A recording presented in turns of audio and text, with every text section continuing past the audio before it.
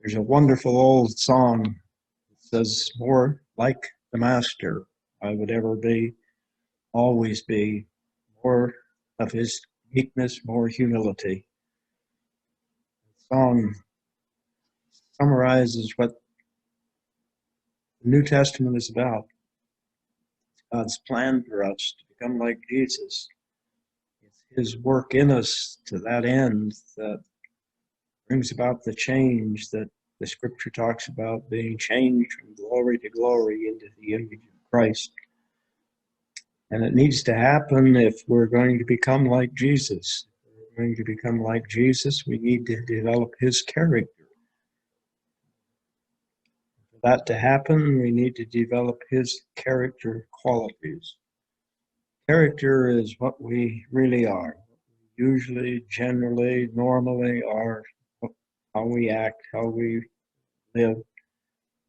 It's not what we think we are. It's not what we pretend to be. It's not what we appear to be. It's what we really are inside of ourselves. Character is made up of a number of qualities. It's kind of like a cake. Recently, I baked a cake. Got ready for it. I got some ingredients. Got a cake mix. I'm not good without that, but I got a cake mix. Had 1 cup of water, and half a cup of oil, and 3 eggs. And I mixed them all up, put them together in a bowl, and put them in a pan, and baked it, and I had a cake. But that cake is made up of ingredients. If I'd have just had 3 eggs, it wouldn't have been a cake. If I just had half a cup of oil, it wouldn't have been a cake. The same is true with character. As we have many character qualities. Some of them are positive qualities and some of them are negative qualities. You can even go so far as to say that some of our qualities are godly and some are ungodly. We've studied some of them in this series so far. We are thinking of them as being what Jesus was like. He said he was gentle and humble of heart. So we took a look at Jesus' gentleness. He was a gentle person. It's the opposite of roughness. He was not a rough person. He was a gentle person. Sometimes we are rough people. And that makes us not like Jesus. He also said he was humble of heart. Jesus was a humble person. He humbled himself, became obedient unto death, even death on the cross. The opposite of humility is pride. And you can study all of the accounts of Jesus' life and ministry, and you'll not find tokens of pride in his life. The third one we studied was integrity. Integrity means wholeness and honesty, truthfulness.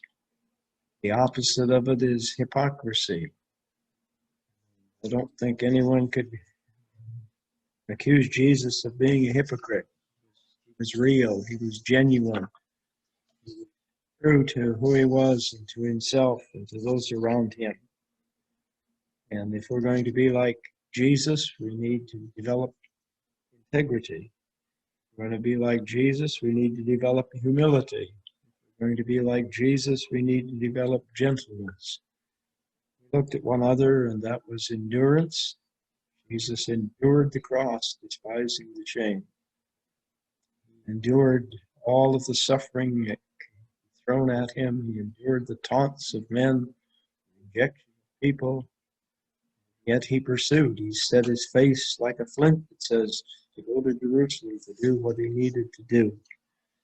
He was marked by endurance. The opposite, of course, is giving up. Human nature often finds it easier to give up than to endure the hardship, the difficulties, the stress. So those are 4 of the positive character qualities and their opposites. This time I would like for us to study another one, and it's the character quality of responsibility. Responsibility is essential if we're going to be like Jesus. Jesus was a responsible person.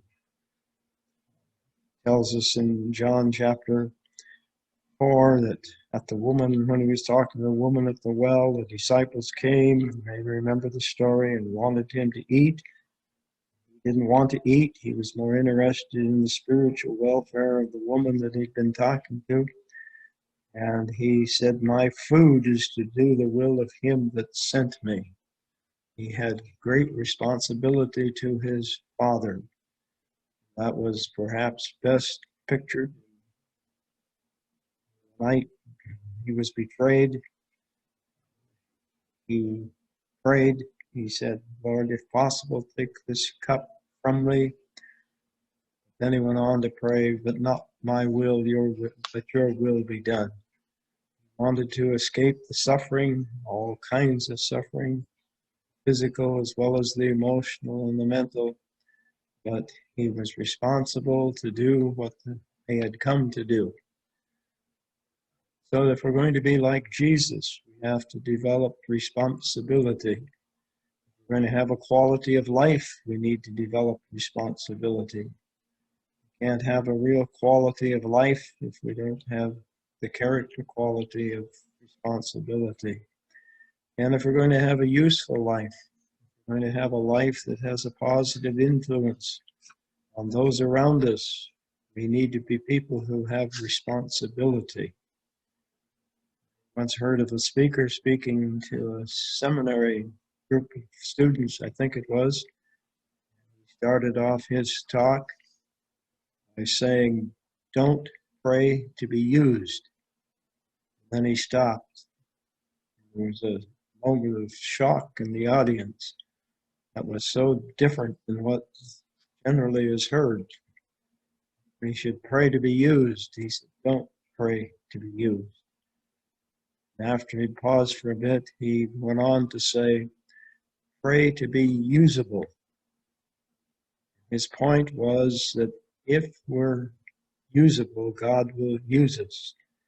If we're not usable, God won't use us. It doesn't do any good to pray about it if we don't allow God to make us usable, make us responsible people, responsible for ourselves. So I would like for us to examine responsibility and see if we can come up with an understanding and application of it, and do it in 4 ways. First, see if we can describe responsibility. It's maybe easily described, maybe easily grasped, maybe not. But responsibility has the idea of being answerable to someone. The person who is responsible is answerable for themselves. First of all, they're answerable in what they do and what they think and what they say and what they feel. They don't just go through life not caring what others, how others are being influenced. And that means that we take responsibility for ourselves. No excuses. We come up short, we don't make excuses. We take responsibility for the mistake that we made. When there's a weakness in our lives, we don't excuse that weakness, and we certainly don't blame it on someone else. We don't come up with an alibi. There's no pinning it on someone or something else. It's being responsible for who we are, responsible for what we do and how we do it, because we're answerable to ourselves, first of all. We need to be answerable to ourselves. Secondly, we understand that we're answerable to God. We recognize him as King. We hear the words of Paul to Timothy, "Now to the King eternal, the immortal, invisible, the only God. To him be honor and glory forever and ever. Yes, he is the King. We are accountable to him. We recognize him as the King of our lives. And we accept the fact that we will give an account to him. In fact, we recognize that we are always giving an account. God is watching us. He sees what we do. The old song says, he hears what I say, he sees what I do. My lords are writing all the time. So we accept the fact that we are accountable to God. We're accountable to him for actions, our words, and our thoughts, our motives, yes, even our beliefs. Our beliefs are not something independent of ourselves, something that we can have whatever beliefs we want. No, we are accountable to God for the things that we believe. We can believe the truth, or we can disbelieve the truth. So, describing responsibility, we say that we are answerable. We're answerable for ourselves, we're answerable to God, and yes, we're answerable to other people as well. The person who develops Jesus' character quality of responsibility accountable to others. If you're married, you're accountable to your spouse. There's no law saying you have to get married, but if you get married, then you are accountable to your spouse. You don't have to have a family, but if you do have a family, you're accountable for that family. We're all accountable to friends. Someone asked Jesus who his neighbor was when Jesus said the great law was to love your neighbor as yourself. They are our friends. We are accountable to a circle of friendship. If you're an owner or a businessman, you're accountable for your employers. If you're a partner, you're accountable to your partner. And by the way, the scripture teaches us that our spouse is our partner. So we are accountable to our partner. So the whole idea of the responsibility is that I accept that I'm answerable. I'm answerable for myself. I'm answerable to God. I'm answerable to people around me, the circles of people in which I live. The opposite of responsibility is evasion. Fallen human nature, part of what has happened to it is that we quite easily are evaders. Sin in our lives has caused people to reject that accountability and reject that responsibility. Adam, of course, is a great picture of that. He was caught in his sin. He made excuses. He blamed Eve. He blamed circumstances. He refused to accept responsibility, accountability for himself. He evaded the issue. And ever since Adam and Eve, our culture has been filled with evasive people. They evade their responsibility. They have evasion as a character quality instead of responsibility. And we can go through life evading responsibility that's rightfully ours. Winston Churchill said, "The price of greatness is responsibility." Only those who develop responsibility become great people. That means people develop trustworthiness and dependability and reliability. It is a crucial character quality. If we're going to be like Jesus, if we're going to have a meaningful life, if we're going to have a life of influence, we've come to some conclusions in life. One is that there is no help for the person who won't accept responsibility. The person who makes excuses, makes alibis, and blames someone else, they never get any help. They won't get help because they don't change. They won't change. They won't change if we don't accept responsibility for ourselves. What usually happens is we want everyone else to change or someone else to change. We want our spouse to change. We want our children to change. We want our parents to change. We want our neighbors to change. And the person who develops responsibility accepts their need to change. We evade responsibility. Try to find a scapegoat, someone to blame. Worked with a family situation at one time where there was difficulty. It was a dysfunctional family, if ever you saw one. And at the very heart of it, the husband blamed everything on his wife. It was all her fault. Children were disrespectful. The children were untrustworthy.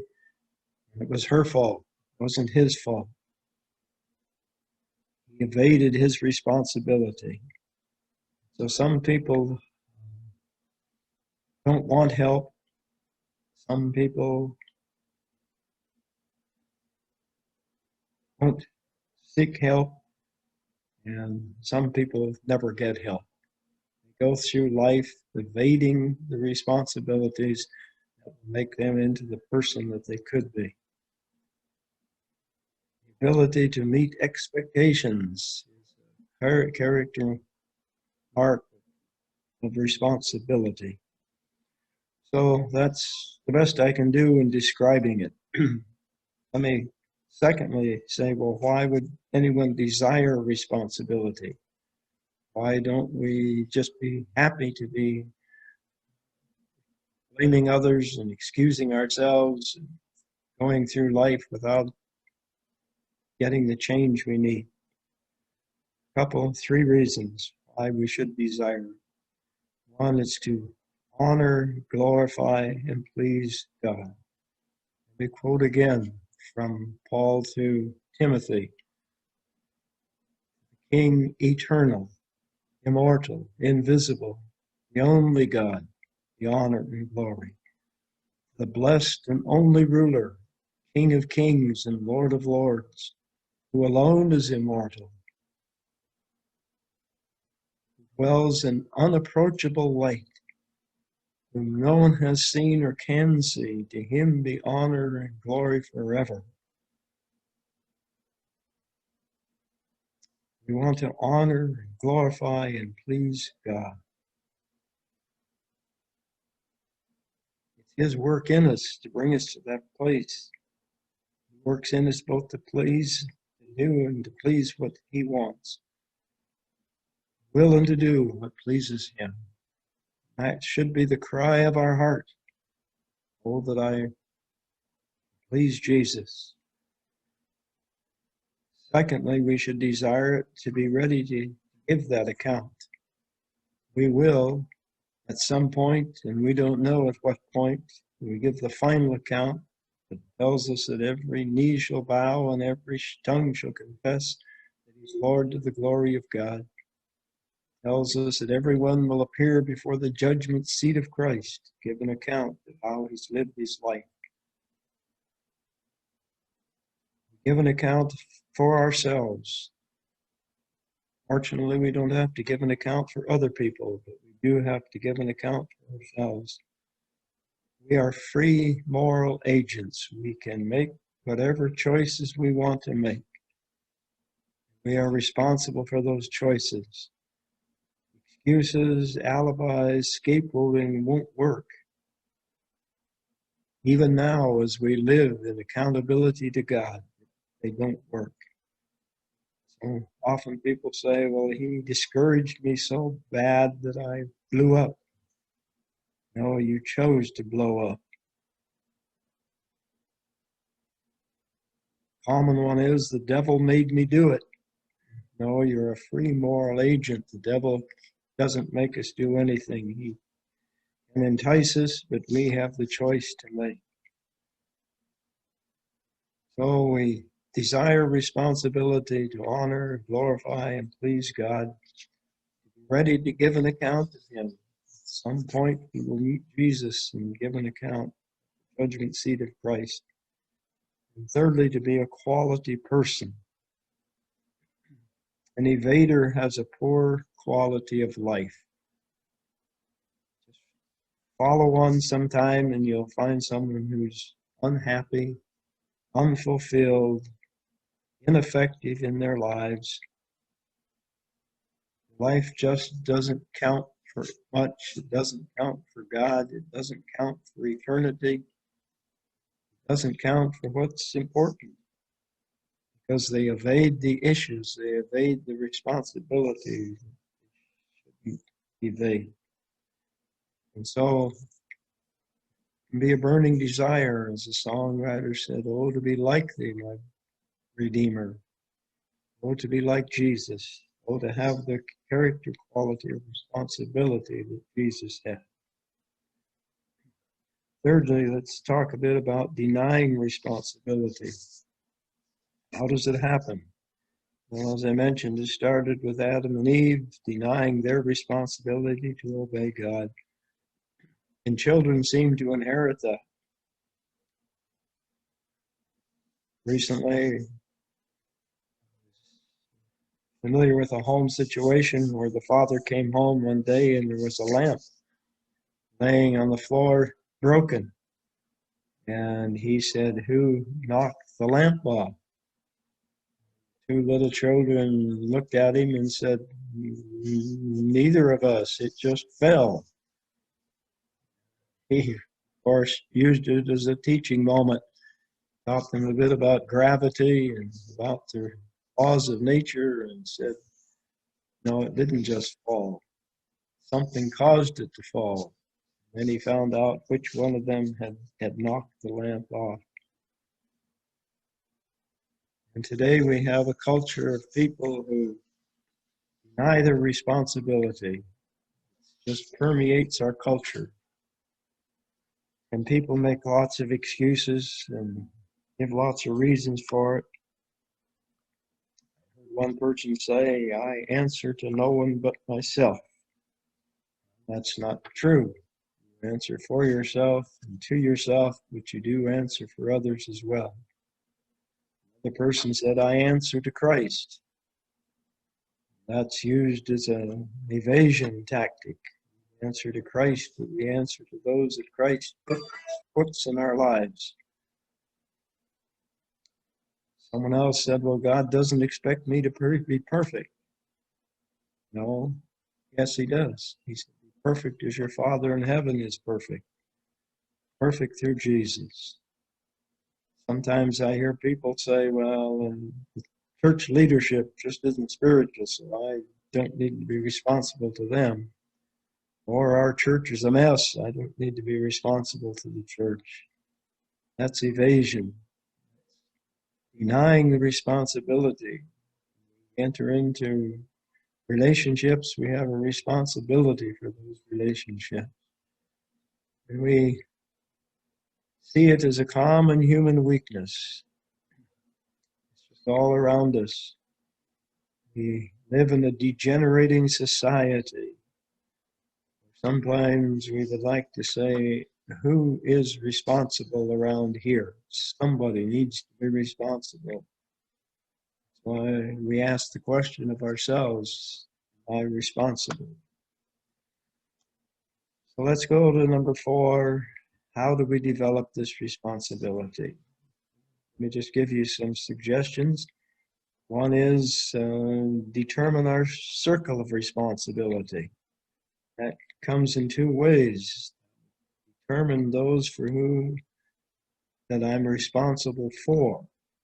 Yes, we are responsible for some people. As I mentioned earlier, we're responsible for our spouse. We will give an account as to what we have done to help them through life, responsible for our children, how we have trained them, guided them.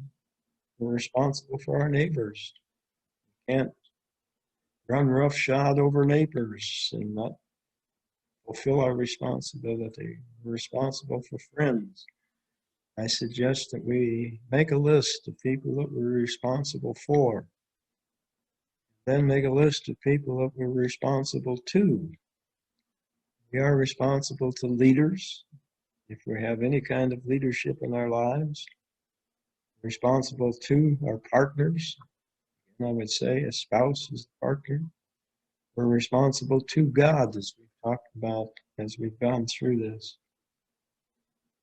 So determine the circles, circle of responsibility for and circle of responsibility to.